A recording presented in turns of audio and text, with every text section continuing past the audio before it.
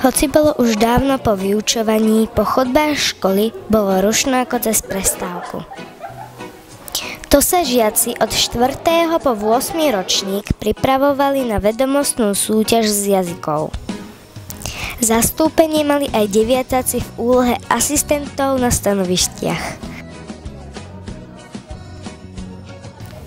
Po krátkom úvode a rozdelení do družstiev sa mohlo začať súťažiť. No, aké máte číslo, k tým sa postavte.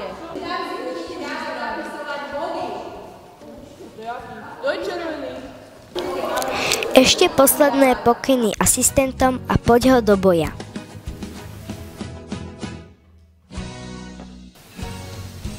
Návšteva zoo v nemčine a v angličtine bola veľmi zaujímavá.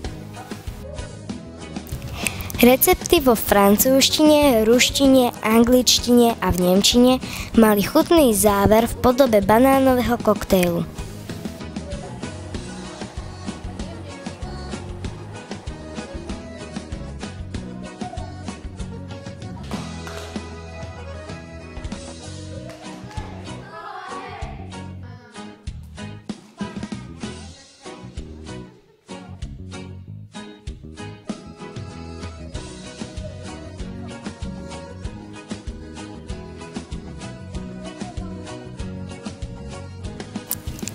V 4 jazykoch sa pomenovávali obrázky osôb, zvierat a vecí.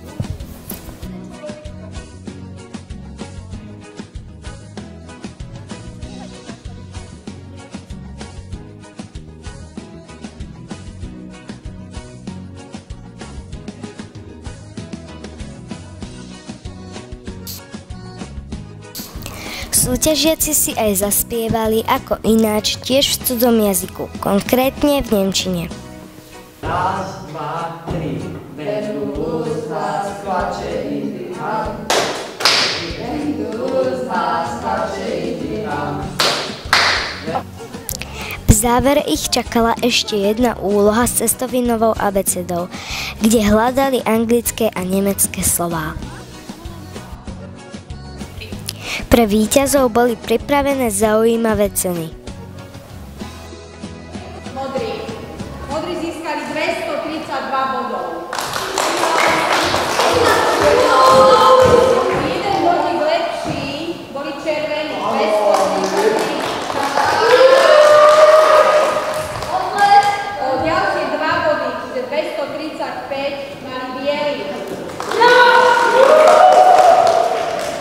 237 malo žlté družstvo. A úplne najlepší boli zelení 251. Malú odmenu ale dostal každý, lebo chuť naučiť sa niečo nové alebo si zopakovať to, čo už vieme, sa rozhodne musí oceniť.